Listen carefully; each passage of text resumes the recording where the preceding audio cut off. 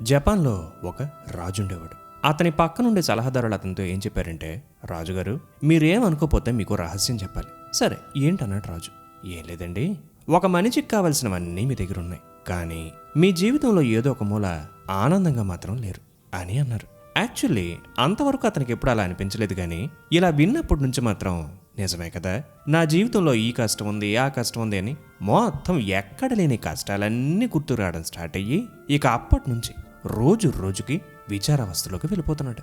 అయితే ఏం చేయాలో అర్థం కాక ఒకరోజు ఆ రాజ్యానికి సుమారు 100 కిలోమీటర్ల దూరంలో ఉన్న ఒక జన్ గురువు దగ్గరికి వెళ్ళాడు.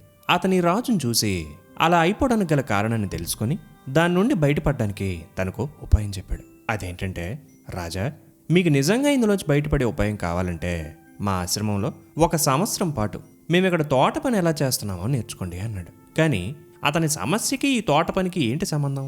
అయినా సరే గురువుగారు చెప్పారు కాబట్టి చాలా ఫోకస్డ్గా ఆ సంవత్సరం మొత్తం అక్కడే ఉండి తోట పని మొత్తం పూర్తిగా నేర్చేసుకున్నాడు.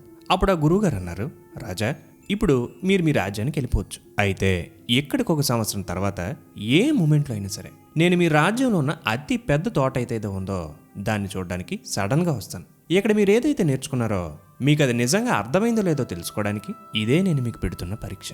ఈ పరీక్షలో కానీ మీరు నెగ్గితే మీకు ఇంకా జీవితంలో ఏ క్షణంలో ఏ కారణం వల్ల ఏ విధంగా కూడా ఎటువంటి బాధ కలగకుండా ప్రతి క్షణం ఆనందం మీ రక్తంలో అణువణువున ఉండేటట్టు చేస్తాను అన్నాడు. సరే, అక్కడికి సంవత్సరం తర్వాత ఆ రోజు రానే వచ్చింది. ఒకరోజు రాత్రి ఆ గురువుగారు సడన్గా వచ్చారు. ఈ రాజు ఎంతో సంతోషంగా అతన్ని ఆహ్వానించి ఆ రోజు రాత్రి పడుకున్నాక మరుసటి రోజు ఉదయాన్నే ఆ గురువుగారిని తన రథం మీద ఆ తోటకి తీసుకెళ్లాడు. అదేకంగా 1000 ఎకరాల తోట. దాన్ని అత్యంత అందంగా ఉంచడానికి సుమారు 500 మంది పనులను పెట్టి ఎంతో క్లీన్ అండ్ గ్రీన్గా తను ఆశ్రమంలో నేర్చుకున్న ప్రతి పాయింట్ని అమలయ్యేలా చేస్తూ మొత్తం శుభ్రంగా ఎటువంటి లోపాలు పొరపాట్లు లేకుండా జాగ్రత్తగా చూసుకుంటున్నాడు. సరే, గురువుగారు చిరునవ్వుతో ఆ తోటలోకి ప్రవేశించారు. ఇలా ప్రవేశించిన వెంటనే ఒక్కో అడుగు వేస్తున్న కొద్దీ గురువుగారి మొహంలో విచారం స్టార్ట్ అయింది. అలా తోటలో వెళ్తున్న కొద్దీ అతని మొహం మరింత సీరియస్గా మారిపోతుంది. ఇది చూసిన రాజు మొహంలో వణుకు స్టార్ట్ అయింది. గురువుగారి నోటి నుంచి ఒక్క మాట కూడా రావట్లేదు. ఎప్పుడు చిరునవ్వుతూ ఉండే గురువుగారు ఎంత సీరియస్గా ఎందుకున్నారో తెలియక రాజుకి ఇంకా హార్ట్ బీట్ పెరిగిపోయి ఇంకా ఆపుకోలేక మెల్లగా, గురువుగారు ఈ తోటని ఇంత అందంగా ఉంచినందుకు మీరు సంతోషిస్తారనుకున్నాను, బట్ మీ మౌనాన్ని భరించలేకపోతున్నాను. నేను తెలియక ఏదైనా తప్పు చేసుంటే దయచేసి తెలియజేయండి అని అడిగాడు. అప్పుడు ఆ గురువుగారు నెమ్మదిగా ఒకే ఒక ప్రశ్న అడిగారు. రాజా అంతా బానే ఉంది, కానీ ఒక తోటని తోటలా అనిపించేలా చేసే ఆ బంగారు ఆకులు ఎక్కడ? బంగారు ఆకులా? క్షమించండి గురువుగారు, బంగారు ఆకులు అంటే ఏంటో నాకు కూడా తెలీదు, నేను ఎప్పుడూ చూడలేదు కూడా అని అన్నాడు రాజు. అప్పుడు ఆ గురువుగారు ఎక్స్ప్లెయిన్ చేయడం స్టార్ట్ చేశారు. బంగారు ఆకులు అంటే ఎండిపోయిన ఆకులు. గాలి వచ్చేటప్పుడు పసుపు రంగులో ధూళితో పాటు ఎగురుతుంటాయే, ఆ ఎండిపోయిన ఆకులు ఎక్కడ? అవి లేని ఈ తోట నిర్జీవంగా ఆర్టిఫిషియల్గా ఉంది. ఈ రాజు ఏం చేశాడంటే, పెర్ఫెక్ట్గా కనపడడం కోసం నేల మీద రాలిపోయి ఉన్న ఎండిపోయిన ఆకులనే కాకుండా ఆ చెట్లకి రాలకుండా ఉన్న ఎండిపోయిన ఆకులను కూడా తొలగించేశాడు.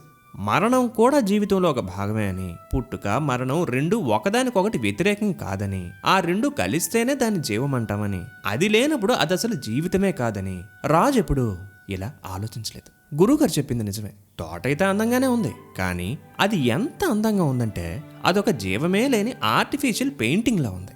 సో ఆ బంగారు కలి రానంత వరకు ఈ తోట ఎంత పచ్చగా కనిపిస్తున్నా ఇదొక జీవమే లేని తోట అన్నాడు గురువు. వెంటనే ఆ రాజు హుటిన పెద్ద పెద్ద బకెట్లతో బయట విసిరేసిన ఆ ఎండిపోయిన ఆకుల్ని వాడిపోయిన పువ్వుల్ని తెచ్చి ఒక్కసారిగా ఆ తోట లోపల చెల్లా చెదురుగా విసిరాడు. ఇలా విసిరాడో లేదో సడన్ గా తనకొక సంగీతం వినిపించడం స్టార్ట్ అయింది. అదేంటో తెలుసా? మెల్లగా వీస్తున్న గాలికి నేలపై ఎగురుతున్న ఆ ఎండిపోయిన ఆకులు, ఆ ఆకుల వల్ల వస్తున్న శబ్దం. ఆ సంగీతం ఎంత అందంగా ఉందంటే రాజు కళ్ళల్లో ఎప్పుడూ లేని విధంగా నీళ్లు రావడం స్టార్ట్ అయ్యాయి. ఈ తోటతో పాటు నీలో కూడా ఇప్పుడు వచ్చింది జీవం అన్నాడు గురువు. ఎందుకో తెలుసా?